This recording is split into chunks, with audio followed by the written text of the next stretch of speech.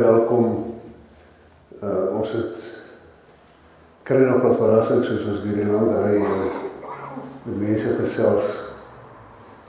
En hierdie poging wat ons die afgelope 2 weke mee besig is juis om met die blankes te gesels. Maar ek verkies het om met die blankes te praat voor ons swart mense. Ek wil nie met die blankes goed praat wat die swart mense nie hoef te hoor of kan hoor nie en andersom presies dieselfde. So baie dankie dat julle ook hier so is. Dis ons partyse mense hier so in die woonbuurte. Maar baie dankie ook vir julle wat gekom het, al die ander. Jy weet, die rede hoekom ons graag met die blankes wil praat is, ons het vir 'n lang tyd ervaar dat die blankes by braaivleisvure sit en kerm en kla oor wat in die land aan die gang is en die probleme. En as jy vir hulle vra nou, maar wat doen julle om dit te verbeter? Wat se bydrae lewer julle? Dan kan nie vir jou sê nie. Ek het al gesê, ek het dit, en ek is so jammer vir hierdie mense wat nou saam is, want hulle hoor hierdie boodskap oor en oor en oor. Maar dit moet volgende keer dan sit ek en dan kan hulle maar praat. Maar ek vat graag myself as 'n voorbeeld.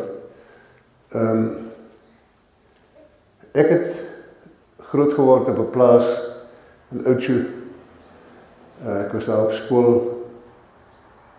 Toe ons Windhoek, toe my pa in die politiek betrokke geraak het ek in Windhoek skool gegaan, daarna lugmag toe in Suid-Afrika en toe Stellenbosch toe, my geleesgraad gekry, teruggekom, kom werk by waterwese en ek het daarna by 'n privaat firma gewerk. Ek het so 'n klompie jare daar gewerk, het ek vir my huis gekoop. Ek was bevoorreg. Is geen twyfel nie. Ek was baie bevoorreg. Die enigste voorreg wat ek nie gehad het nie, en ek sê dit baie graag, was dat ek het nie 'n beurs gehad en my susters en broer om te studeer nie. My pa het gesê, daar's ander mense wat dit meer nodig het. Maar vir die res was ek absoluut bevoorreg. Soos al die blankes wat vanaand hier so sit. Ons swart en bruin mense was nie so bevoorreg nie. Baie van hulle was. Baie van hulle het geleenthede gehad om te gaan studeer. Ons skryf vandag in Namibië in Windhoek, waarskynlik in Swakop ook, waar ons baie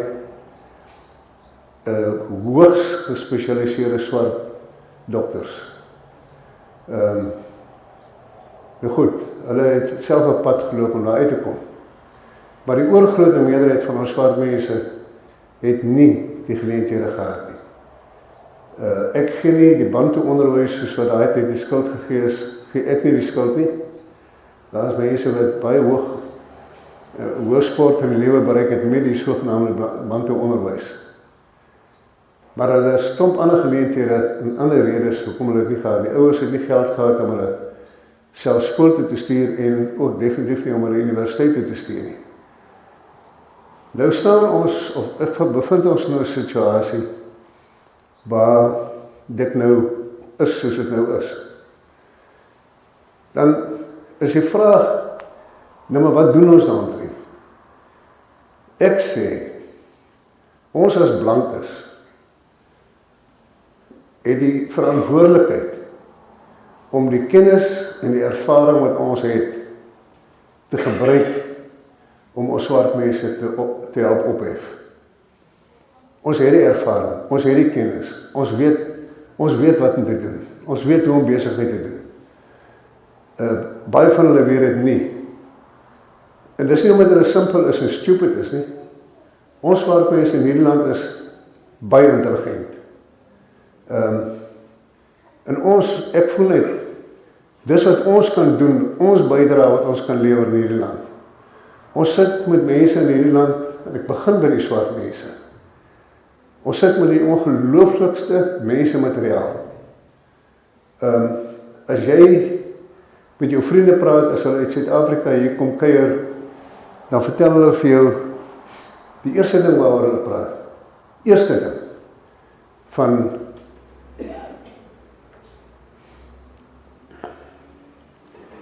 agter ossies, agter versies. Die eerste ding wat die mense oor kommentaar lewer as hulle hier kom, is hoe vriendelik ons mense is. Of dit nou by 'n vulstasie is, of dit by 'n winkelsentrum, by 'n winkel is, maak nie saak waar hulle kom nie. Ons mense is vriendelik.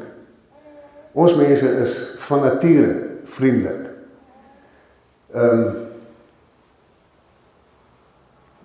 Ek is van mening dat die mense, ons swart, en ek praat nou spesifiek van die swart mense. Ek is van mening dat ons swart mense van die beste kwaliteit is van swart mense in Afrika. En dan bedoel ek Afrika. En ek sluit elke land in Afrika in. Ons sit met mense materiaal in hierdie land wat ongelooflik is. En dan kan ek dieselfde eintlik maar sê van die blankes ook. Maar ek wil spesifiek verwys na die swart mense.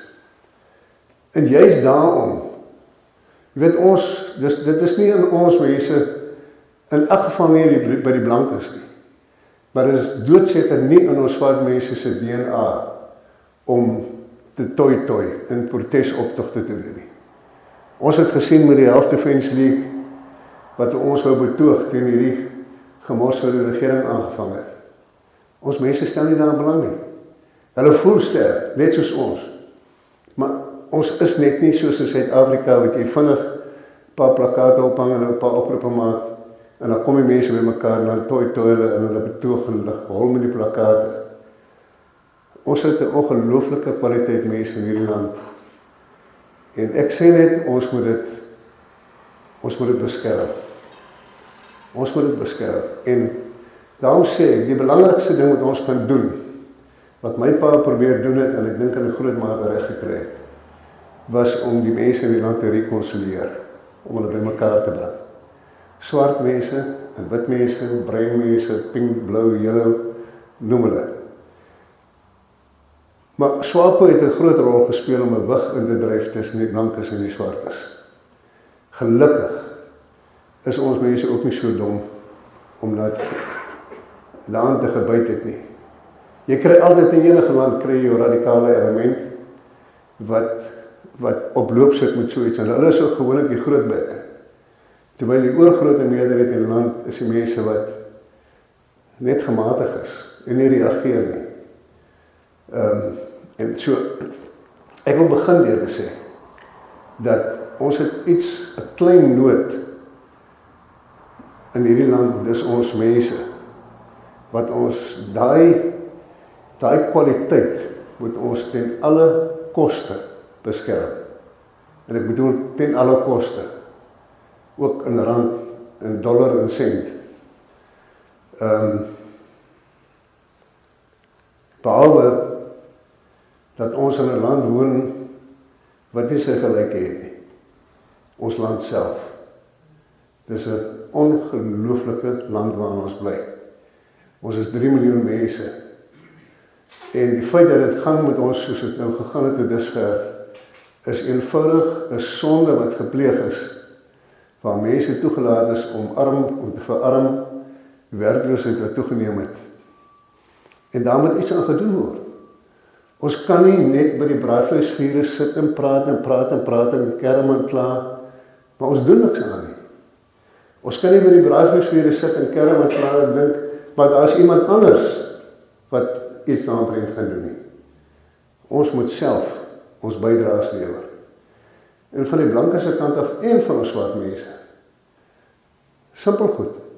As ons gaan verkiesing maak jouself beskikbaar om diens te doen binne in die stembus. Want dis waar ons moet toesig hou. Dat hulle ons verneek met die verkiesing nie. Die boere, en ons het met baie boere nou gesels die afgelope tyd in Arnos en Goggas en Stampriet en Oudtshoorn, kan help om die mense aan te ry na die stembus toe.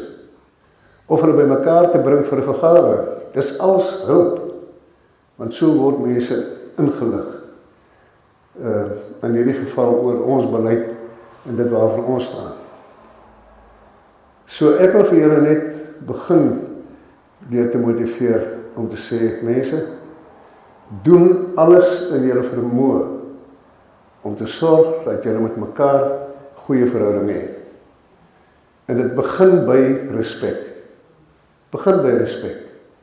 Ons moet mekaar absoluut respekteer. Maak nie saak of dit 'n dronkie is wat aan die straat staan, en of dit wie is nie. Ons moet mekaar met die opperste respek behandel. As ons dit doen, dan gaan ons daai respek terugkry. En dit geld vir wit, en dit geld vir swart, en dit geld vir bruin. Ons het 'n ander ding in die party wat ons, ja, ek wil nie sê, nie, ons loop, so vriend, as ek sê, ons loop nie daarmee te koop nie, dan sê hulle sê, nee, maar hoekom lees ek dit vir u? Hoekom vertel ek vir u daarvan? Ons sê dit vir u om kennis te neem. Ons beginsels in hierdie party is gebaseer op Christelike beginsels. En dit is nie onderhandelbaar nie. Dit is nie iets wat ons gebruik om te probeer stemme werf nie. Dit is in ons grondwet al van wanneer af. En ek kan maar net vir u so 'n paar stukkies lees uit ons grondwet. Maar dis die aanhef van ons grondwet. The Republican Party of Namibia acknowledges God, the Trinity, as a sovereign creator of the universe who has entrusted to humanity the right and the responsibility to rule over the affairs of the world. The Republican Party of Namibia believe that Namibia must be a nation in submission to the Almighty God. The Republican Party is committed to raising a new generation of God-fearing leaders of integrity, dedicating to serving the nation. Dis net 'n paar. Dis ons beginsels. En ons sal nie afstand doen van hierdie beginsels nie. Dit is baie maklik om dit te sê. Dit is baie maklik om dit te skryf. Maar om dit te leef is iets anders. En dis waar ons mekaar motiveer. Die Here het vir ons geseën met wonderlike mense wat ons help in die party en veral in die kerngroep, almal wonderlike kinders van die Here. En ons het nie eens nodig om hieroor te praat nie, of om dit te probeer aanmoedig nie, dit gebeur outomaties. Maar in die proses moet ons ook aanvaar dat ons onsself baie blootstel. En ek is bereid om dit te doen, en ek is seker al my mense saam met my is bereid om dit te doen, om as ons iets doen wat nie reg is nie, dat ons gekonfronteer kan word daarmee. As ons goed sê, of goed op maniere sê, wat nie volgens hierdie beginsels van ons is nie, is om gekorrigeer te word. Ek verklaar myself oop vir dit. Terwyl ons op daai punt is, wil ek ook begin deur byvoorbeeld te sê, wat is ons beginsels ten opsigte van homoseksualiteit, abortus, selfgeslag huwelike. Ons standpunt is baie duidelik, dit staan ook in ons manifest. Punt nommer 1, ons sal nooit abortus op versoek toestaan nie en goedkeur nie. Nooit. Abortus is teen die wil van die Here en ons sal dit nooit kondoneer nie. Behalwe as dit 'n vrou se lewe in gevaar staan. Homoseksualiteit is dit verkeerd. Klaar. Volgens my Bybel en ons Bybel is dit verkeerd. Maar ons moet ook een ding onthou, dat daar is 'n paar opdragte wat ons in die Bybel het. Die een opdrag is, ons moet mekaar lief hê. As Leon gelukkig is hy nie, maar as hy nou homoseksuele geneigtheid gehad of 'n persoon was, dan moet ek hom lief hê. Dis wat die Bybel sê. Ons moet mekaar lief hê. Die ander ding wat die Bybel sê wat baie belangrik is, dis nie vir ons om te oordeel nie. Dis nie vir my of vir Leon om te oordeel omdat hy homoseksueel is nie. Los dit vir die Here. Elke mens, die Here het vir ons geseën met 'n wil Ons kan daai wil gebruik. Ons kan besluite neem wat teenstrydig met sy wil is of in sy wil is. Die enigste verskil is net wat ook al die besluit is wat ons neem, moet ons die gevolge daarvan ervaar. So ons moet aanvaar dit is wat sal gebeur.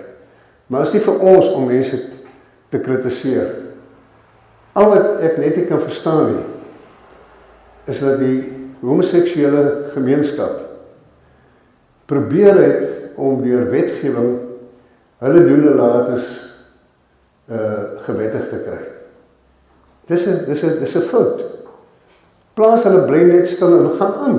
As jy hulle besluit jy is homoseksueel en jy wil 'n verhouding met iemand, doen dit. Dis jou privaat sake. Gaan aan daarmee. Maar moenie probeer om die oorgrote meerderheid van die land in 'n verleentheid te bring deur te verwag dat ons dit moet goedkeur. Ons sal dit nie goedkeur nie. Nooit. Maar ons sal mekaar lief hê, ons sal mekaar respekteer, ons sal mekaar nie veroordeel nie. So, dit is ons standpunt, baie duidelik. En ek sê dit in die openbaar, ek is nie bekommerd daaroor nie, as mense daarmee verskil, is dit hulle probleem, dis nie ons probleem nie. Dan wil ek in 'n paar ander goed raak. Wat is die probleme wat ons vandag in die land ervaar? Wel, wat ek liewer, dit is amper makliker wees om te sê, watter probleme ervaar ons nie in die land nie. As julle aan een ding dink, sê vir my, ek dink nie, daar is iets in hierdie land, eerlik gesproke, wat regloop nie. Maar, daar is 'n spreekwoord wat sê, power corrupts, absolute power corrupts absolutely. SWAPO het van die begin af, nog nooit, en ek sê van die begin af, nog nooit van plan gewees om hierdie land te regeer tot voordeel van die inwoners van hierdie land nie. Nog nooit. Van die begin af was hulle plan gewees om hulle self te verryk. En hulle het dit gedoen deur onder andere goed soos affirmative action, black economic empowerment, die grondhervorming en dan daai nuwe neefding wat hulle probeer deurdruk het. Daai goed wat hulle die blankes weggehou het om kontrakte op hulle eie te kan kry en tenders op hulle eie te kan kry, was alles net 'n rookskerm vir hulle om te loot en te steel en te korrupteer. En dis vandag baie duidelik. Ek hoef nie eens baie daaroor te sê nie, want dit is die werklike situasie. So, ons gaan doen wat ons kan om te kyk dat affirmative action, regstellende aksie en swart bemagtiging van die wetboek af verdwyn. Hy moet af. Daar is nie plek na 34 jaar vir so iets meer op ons wetboek nie. As jy na 34 jaar te sleg was en onbevoeg was om te sorg dat daar 'n meer gelyke bestel in die land is, dan is dit nie die mense se skuld nie, dan is dit die regering se skuld. En hulle moet nou maar die blame daarvoor dra. En hulle gaan die vrugte daarvan pluk en ek vir u sê in hierdie verkiesing wat kom. Ek is bereid om vanaand my kop op 'n blok te sit en sê, as hierdie verkiesing nie geriet word nie, gaan SWAPO hom nie wen nie. Hy kan hom nie wen nie. Soos ons deur die land gaan en soos ons met die mense praat, die mense is moeg vir SWAPO. Maar dan moet 'n alternatief kom, of alternatiewe kom. Ek vermoed dat daar 'n koalisieregering gaan kom. Ek dink so. Dis die rigting wat ek sien waar dit ingaan. Ons poging is om die Republikeinse party so sterk te maak, dat ons soveel setels in die parlement as moontlik kan kry. Maar ons gaan top mense parlement toe stuur. Ons kwaliteit van ons mense in die parlement moet van so aard wees, dat as daar 'n regering van nasionale eenheid of 'n koalisie van die oppositiepartye is, dan moet ons mense ingetrek kan word, as gevolg van die kwaliteit en die kennis en die ervaring en hulle kompetensie, bevoegdheid. Want dan kan ons 'n rol speel. Dan is ons daar. waar ons 'n rol kan speel. En dis waar ons wil wees. En in ons party weet ek as die kaptein nogal. As die president van die party het ek die voorreg om die eerste 10 mense op die lys vir die parlement saam te stel. En ek het vir ons mense gesê, ten minste 4 van die 10 gaan blankes wees. Ten minste 4. As ons 20 zetels kry, gaan 8 blankes wees. 40%. En dis nie hieroor of daaroor nie. Ons sit uiteindelik met 'n parlement van 104 lede. Daar's 2 blankes. Kali Sluitwyn van SWAPO, Nico Smit van die PDM. 2 uit 104. Demografies, dit werk net nie so nie. Ons as blankes is nie tweede rangse burgers in hierdie land nie. En dis by die volgende punt wat ek wil kom. Ons sit met die kennis, die ervaring, ons kan groot verandering in die land teweegbring. As ons net toegelaat word om dit te doen. Maar ons word nie toegelaat nie. As gevolg van wat ek genoem het, affirmative action, black economic empowerment, al hierdie goeders. Maar daai moet stop. Dit moet nou een kry. Want ons is bevoeg om daai verskille te maak. En dis hoekom ek gesê het, ons sal daai mense in parlement bestuur. Hulle sal bevoeg wees, daar sal 'n goeie mengsel wees tussen jeug en ouderdom en ouer mense, mans, vrouens, en dan die blanke of die wit en swart, maar nie van blank is, wit en swart. 40% blank wit is. En ek kan vir u sê, waar ons kom in die party, vra ons eie mense vir my, meneer, waar is die blankes? As hulle vanaand hier so gewees het, sou hulle gesê het, meneer, nou maar waar is die blankes? Want die kennisgewing vir hierdie vergadering byvoorbeeld is uitgestuur na baie blankes toe. En selfs die mense buite die party sê, ons het die blankes nodig in hierdie land, om hierdie ding en hierdie kar weer op die spoor te kry. Nou, ek hoor selfs buitekant ons party, hoor ek dan selfs swart mense sê, dis tyd dat hierdie land 'n blanke president kry. Nou, waar in jou lewe jy so iets hoor? Ons hoor dit vandag, dat mense dit sê, swart mense dit sê. Jy weet so, dit wys jou, die wiel het begin draai. Die wiel het begin draai, maar is nou wat die blankes moet opstaan. Nie protesteer nie protesoptogte hou en al daai klasoptogte, maar ons moet opstaan, ons sit met mense wat groot en goeie planne het, wat vorentoe moet kom vir ons kom help, om ons swart mense te help.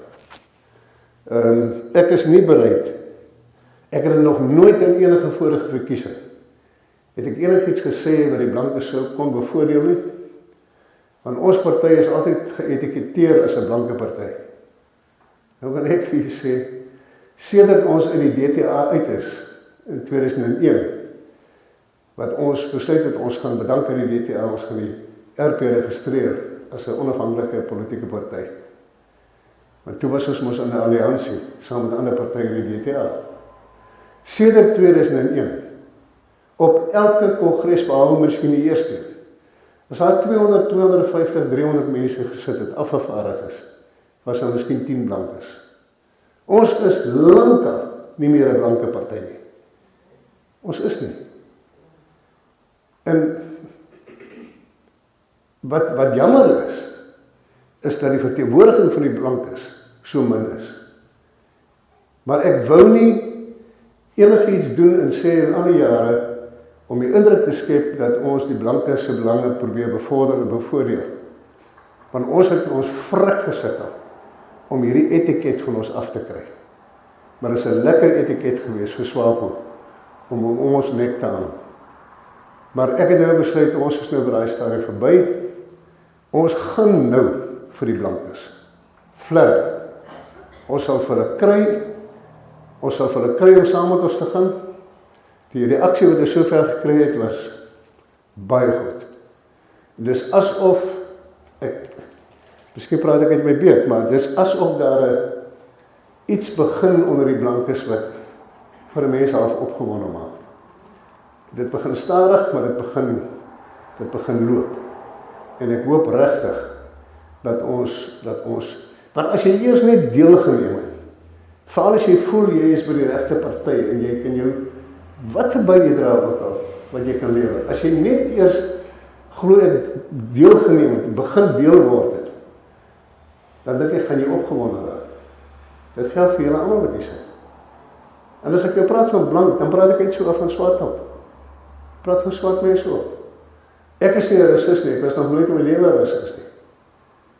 En as ek van swart mense praat, dan praat ek nie degraderend nie. Praat nie af op hulle soos hulle sê nie. Ek het die grootste respek vir ons swart mense in hierdie land. As ek het dit by so baie geleenthede gewys, bring daai hand. Ek vir die mense vra wat is die verskil tussen hierdie twee hande? Ek amper swart gemaak. Een is wit, een is swart.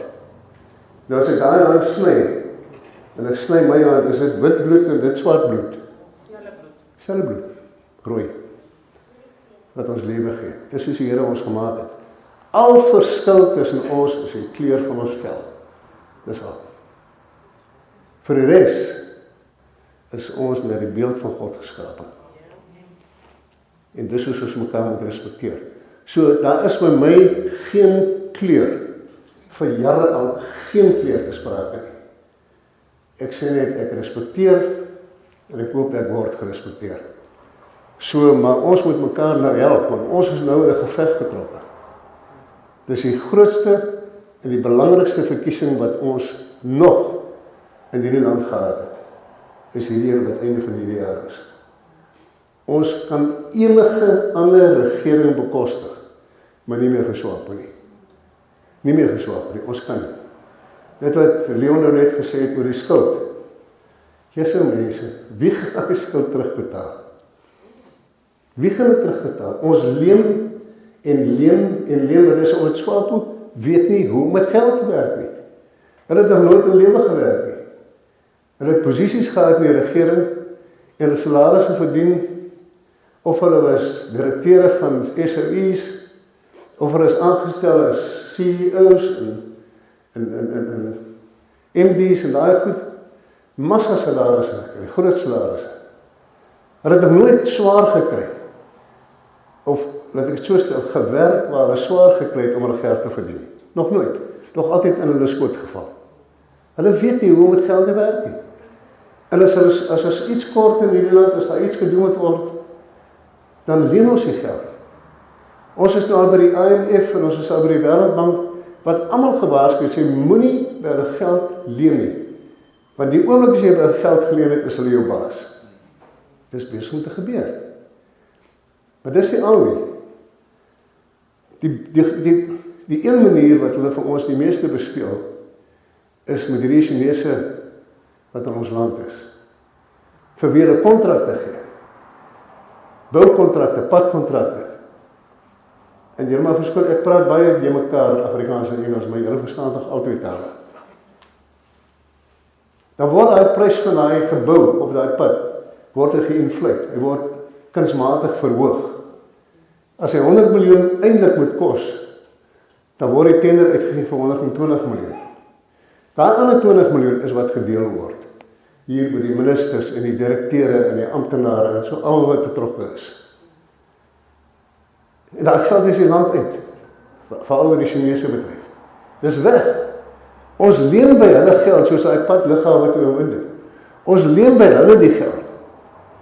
Dan sê hulle vir ons om nou die pad te bou. Dan sê hulle maar goed, hulle sal die geld vir ons leen, maar dan moet hulle kontrakteurs met die pad bou. En dan betaal ons vir hulle. En dan vat hulle die geld uit die land uit. So ons leen geld en gee dit terug vir die mense by wie ons dit geleen het, maar dan moet ons nog steeds die skuld terugbetaal. Jy weet, ja, maar dieselfde. En dit is verstommend, maar weer eens kom terug by wat ek in die begin gesê het. Die doel van hierdie regering is om homself te verryk. ten alle koste. Ten alle koste. Hulle het nog nooit, was dit op hulle agenda, om iets te doen in hierdie land, wat ons mense sou bevoordeel, werk sou skep, selfvoorsienend te maak met kos. As jy kyk wat in die Kavango in die gang is, vat maar net die Kavango en die Caprivi. Jy weet, daar lê daai Green Scheme projekte, wat die regering kampig begin het. Grotendeels, ook weer vir 'n klomp mense wat gesteel het, wat daai tyd by die departement of die ministerie van Landbou was. En Deshishi is een van hulle. En ek weet dit, en ek sê dit, en ek wens ek kan dit nie openbaar sê, dat jy sê maar hy om my hof te vat. Daar's hoeveel sulke sake teen hom by die anti-korrupsie-kommissie, word niks aan gedoen nie. Want Mr. Deshishi weet alles van elke minister en die president. Hulle vat nie aan hom nie. Nou, sit jy in die Kavango. Hoeveel groen skema, wat is die ding, projekte is daar? Klomp. Daar's in Dongelelena is 'n projek van 1000 hektaar onder sprinkelbesproeiing, pivots. Hy het silo's, hy het behuising, hy het werkswinkels, hy het alles wat oop en toe maak. Hy is ontwikkel vir 12 jaar terug, is hy ontwikkel vir 225 miljoen. 12 jaar gelede. Daar gaan niks aan nie. Ek het 5 jaar terug probeer om my projek in die hande te kry. Vir die minister gesê, gee hom vir my. Ek huur die projek by die regering. Dan kan ek hom ontwikkel. En die plan was, en ek het ook vir hulle gesê, moenie vir my sê, ek moet 'n gemeenskap nou inbring as aandeelhouers saam met my. Soos dat ons nou altyd gebeur, as jy as 'n blanke kom, dan moet jy nou 'n swart partner kry. En my gedagte was, wat ek vir hom gesê het, my gedagte was, daai wins wat daai projek gemaak kan word, en dit is baie, sal ek my sosiale verantwoordelikheid nakom. Ek sal 'n skool bou, ek sal 'n kliniek bou, ek sal hulle sportgronde verbeter. Ek sal daai klomp klein boere wat langs die rivier afbly, wat op sulke klein lappies grond mango plant en allerlei ander goedjies plant om 'n lewe te maak. Vir hulle help om hulle landerye groter te maak, net vir hulle te vertel wat om te doen. Mense wat ek weet, wat kennis het, wat saam met my sou wees, om daai landerye groter te maak en goeie saad te gebruik.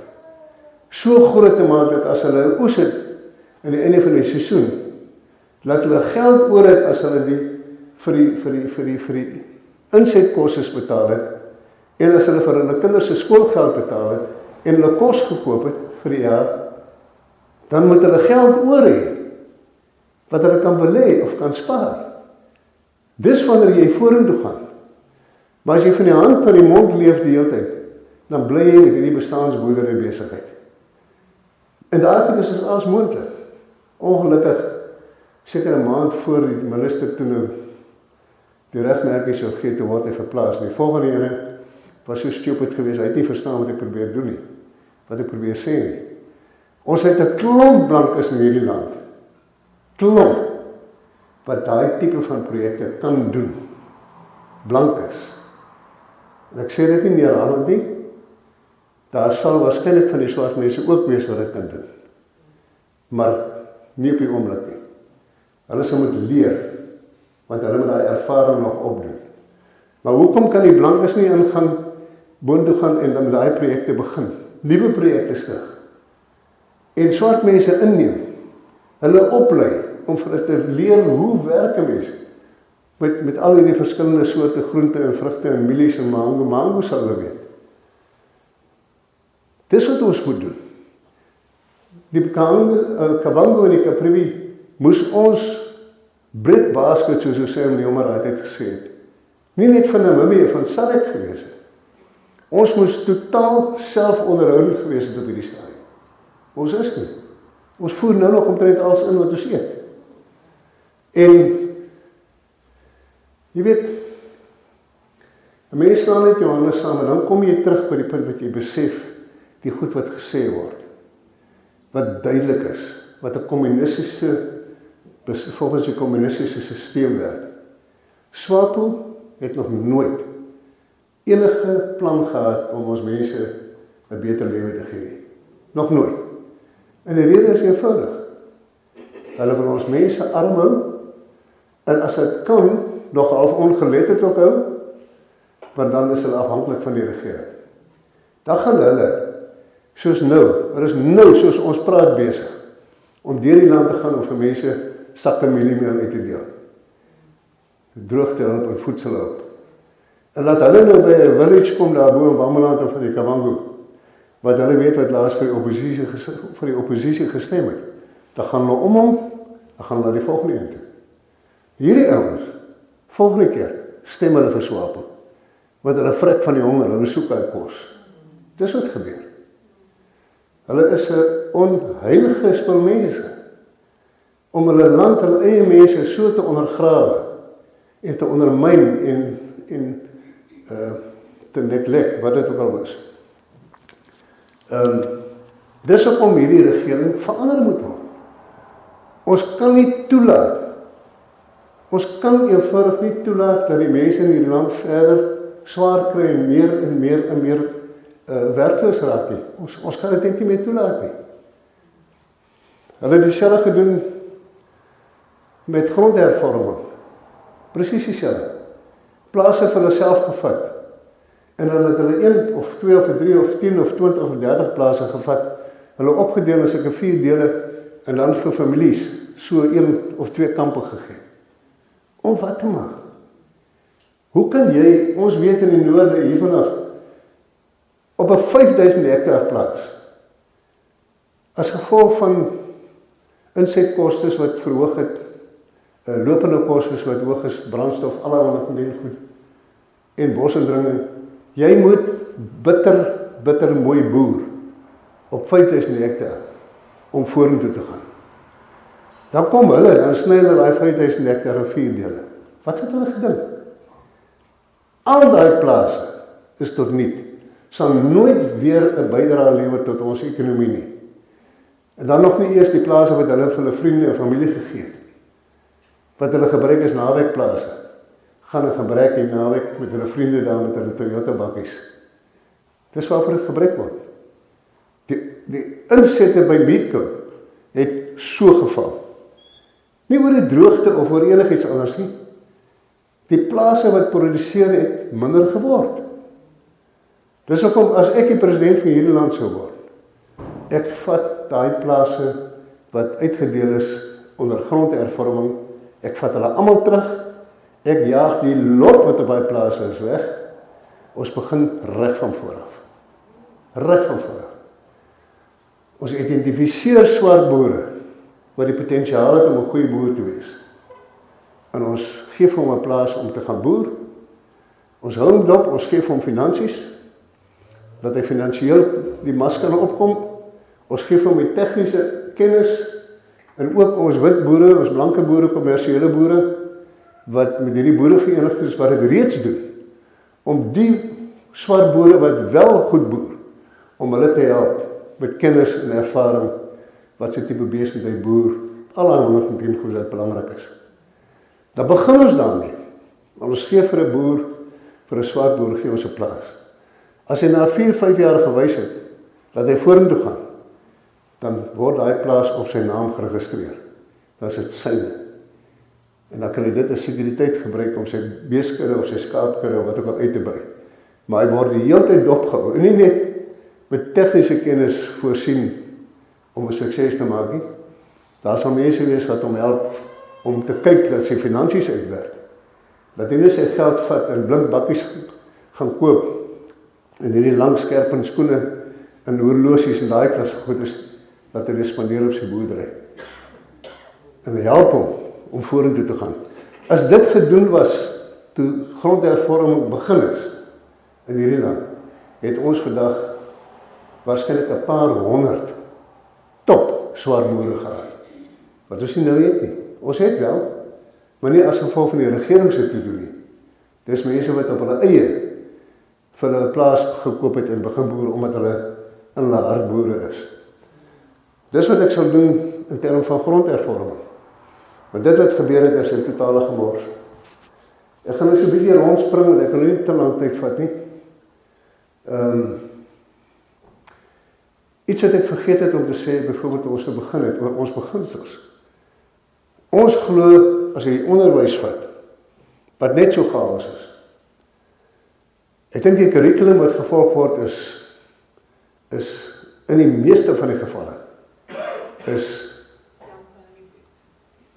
ja, ek dink dit is, wie se dit is, maar is nie goed genoeg nie. Ons moes gegaan het, toe ons onafhanklik word, moes die regering gegaan het en gesê, watter land se onderwysstelsel werk, en wat in die curriculum wat goed is. En nou sê ek vir u, as ek SWAPO was, behalwe die regering, die stelsel wat ons gehad het voor die tyd, was goed. Was goed, ons het gaan studeer. Ek staan hier met 'n ingenieursgraad wat ek met daai onderwys gekry het. Maar dan kon ons dit gecombineer het met wat in Zimbabwe gebeur het, daai tyd. Hulle het seker een van die beste onderwysstelsels gehad in Afrika, as jy kyk hoe die mense opgelei is. Maar dit is nie net akademies nie, is ook tegnies. Hulle het 'n klomp tegniese vakke in die skole gehad, en daarna verdere tegniese opleiding. So, jy kon diversifiseer. En dan die volgende ding wat moet gebeur in ons skole, is die Bybel moet terug skool toe. Die Bybel moet terug skool toe. Van pre-primêr af dwars deur. Ons sê, ons is 80% Christen in hierdie land. Dan behoort dan ons nie enige ongelukkigheid te wees as dit gedoen word nie. Want dan wil ons dit mos almal hê. Wie is die regering om te sê dit kan nie gedoen word? En ons aanvaar dit. So dit is iets wat so moet gebeur. Daai Bybel moet terug skool toe. Dan wil ek kom by, ek het nou klaar gepraat, BEE, oor finansies, oor die skuld. As ek die president van hierdie land is, sal ek elke myn wat in hierdie land is, sal ek nasionaliseer. Ek sal hom terugvat. Al ons myne, Iran-myne, kopermyne, goudmyne, diamante, en ek sal die visbedryf, ek sal hom nie nasionaliseer nie, ek sal elke enkele vislisensie sal ek kanselleer. Jy weet, natuurlike hulpbronne onder die grond behoort aan elke Namibier. Behoort nie aan SWAPO nie, dit behoort nie aan die regering nie, dit behoort nie aan spesifieke groepe nie, dit behoort aan elke enkel Namibier. Daai babatjie, daai jong meisie wat daar sit, hulle het 'n aandeel in die natuurlike hulpbronne. Met ander woorde, as daai natuurlike hulpbronne benut word, uit die grond uitkom, dan moet dit in so 'n mate aangewend word, dat dit tot voordeel van almal sal wees. Dit word nie gedoen nie. As jy nou kyk wat Rossing Uranium, die winste wat hulle verklaar het nou kort gelede, biljoene, en wat het die regering gekry? Dis ons Iran. Dis ons Iran wat hulle uithaal en uitvoer na die buiteland toe, en ek wil amper sê skatryk word as gevolg daarvan.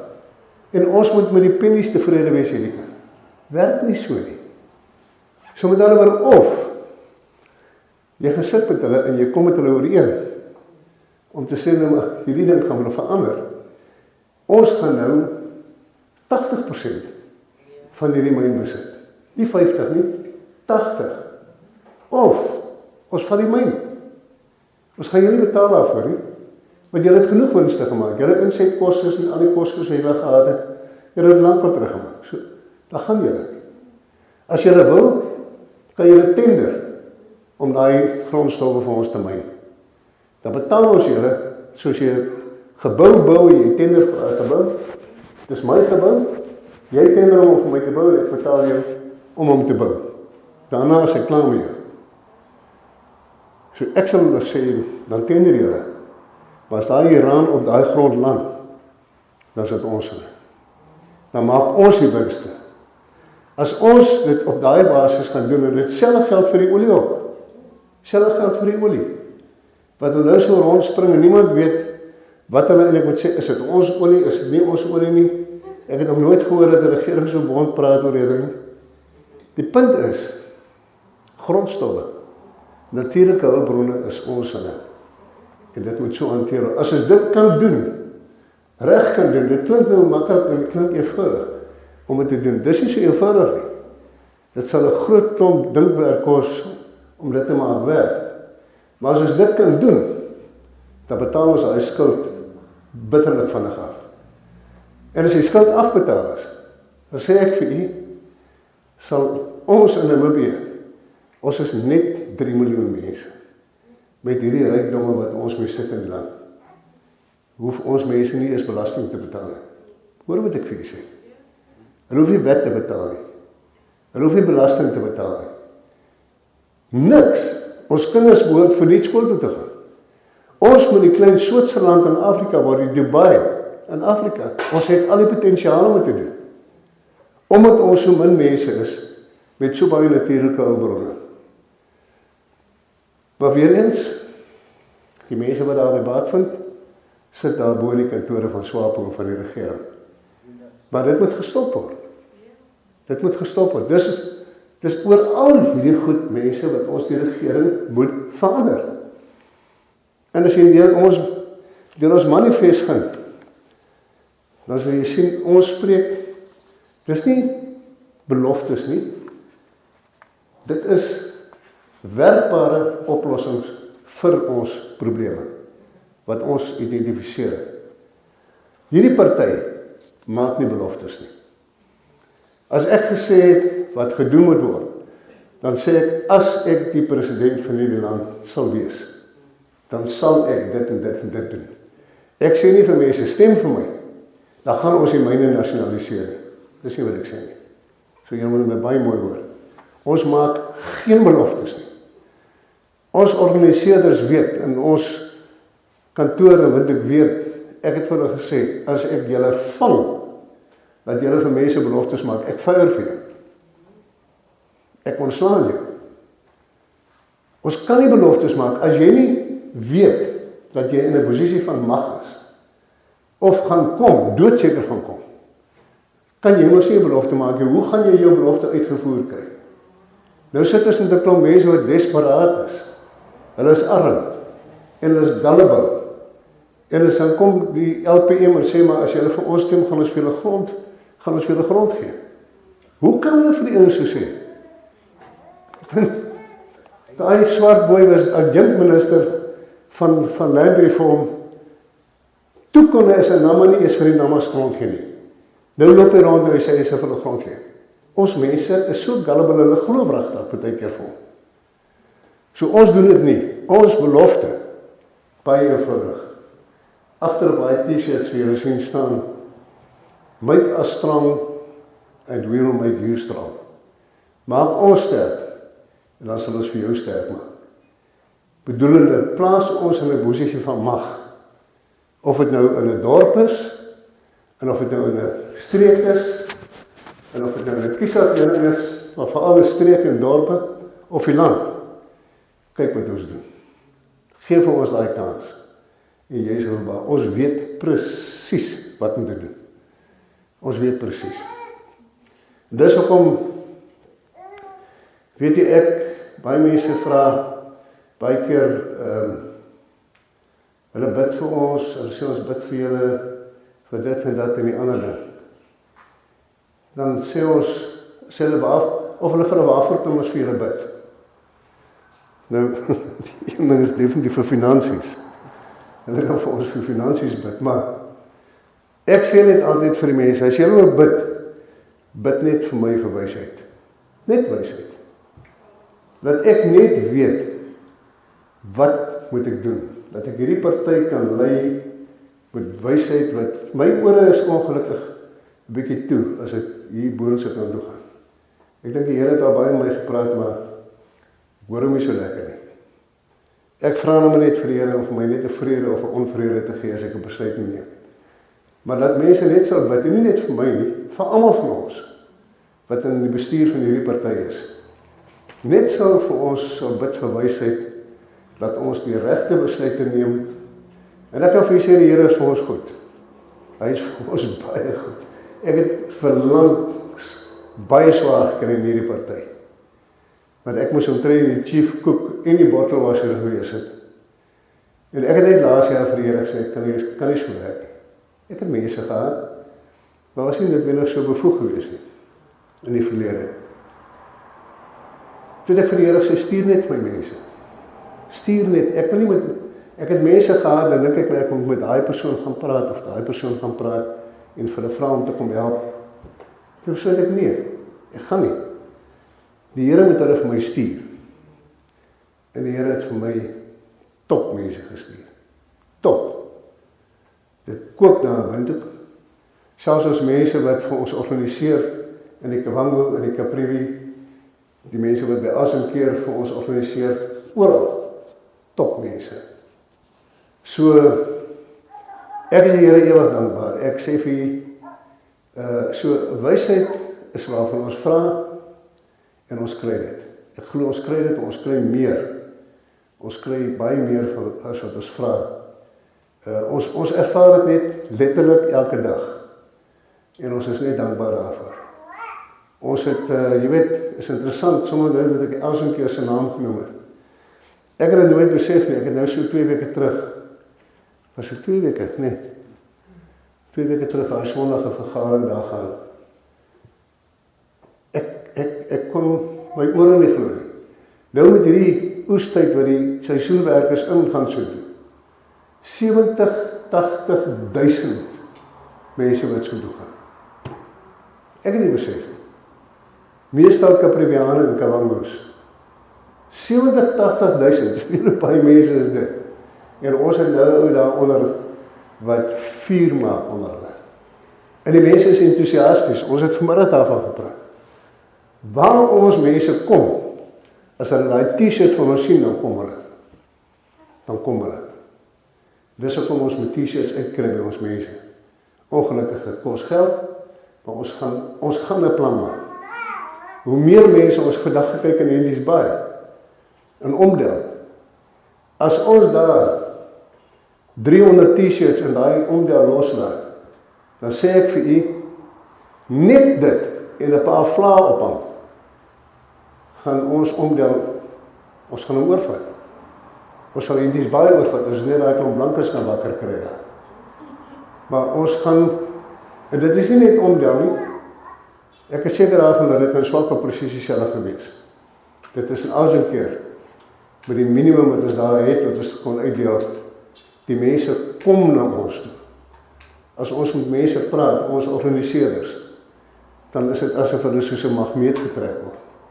Hulle soek nou 'n party wat vir hulle iets kan probeer doen.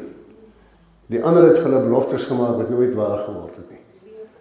So ons staan by dit.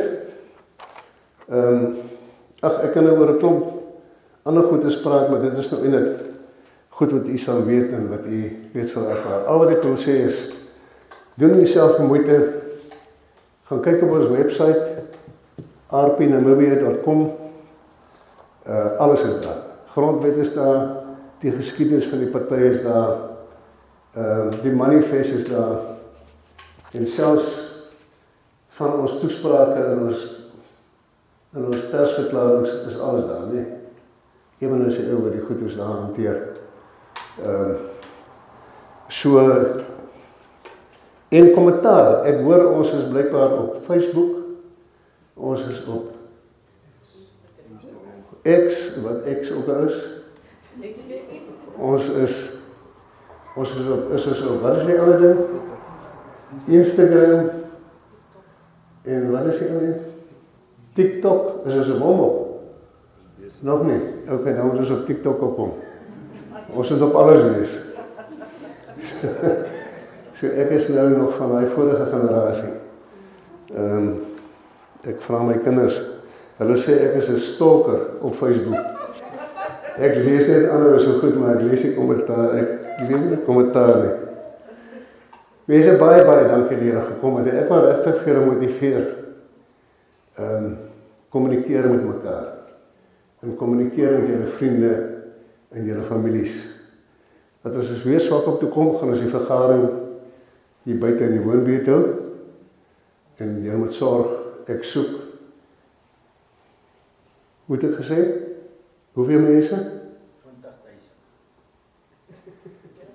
Jy vind ook immer eers te goed. Ek het vir julle gesê, die eerste vergadering, ten minste 500. Ten minste. Anders het jy nie julle werk gedoen nie. En dan gaan ons vir die blankes vra om saam met julle en saam met ons daar vergadering te kom hou. Nee? En dis wat ons nou moet doen. Ek wil so graag hê as ons in die Swartboombeter ekskuus tog, 'n vergadering gaan doen, dat ons blankes so toe gaan. Wys jou gesindheid. Dit tel verskriklik baie. En hier sit ons swart mense, hulle sal saamstem. Dit sal so waardeer word. Dit wys maar net daar is daai wat ek vroeër van gepraat het, hierdie gesindheid. Kom ons werk daar. Maar ek wil vir julle sê baie dankie. Is daar iets wat ek vergeet het? Nee, ek sal nou inval. Nee man, jy weet jy moet praat. Wat moes ek nog gesê? Jy sê net jy moet sê wat ek moes gesê. Dis my wingman, maar goed. Hy het my laas nag, ek weet nie wat het wakker gebly het. Ek wys sukkel nou nog om wakker te word. Maar in elk geval baie dankie dat julle gekom het van my kant af. Ons gaan weer kom, nie noodwendig ek nie, Leon en ek gaan redelik deel van nou af. Dis nie dat hy saamkom om te hoor wat ek sê om iets te leer nie. Ek dink hy kom saam om my net 'n bietjie op te check oor wat ek sê, as dit nodig is dat iemand my kan beklein na die tyd. Nee, ek maak sommer grap, maar baie dankie dat julle gekom het, ek waardeer dit. Die Here seën julle, dat dit regtig met julle goed gaan. Ons glo hierdie jaar gaan boonop die politiek gaan 'n mooi jaar wees, baie reën kry, en dat ons mense, dat ons net vorentoe sal gaan. Vorentoe sal gaan. En vir die blankes wil ek sê, tel julle koppe op. Tel julle koppe op en loop so. Ons het alle rede om op te tree en te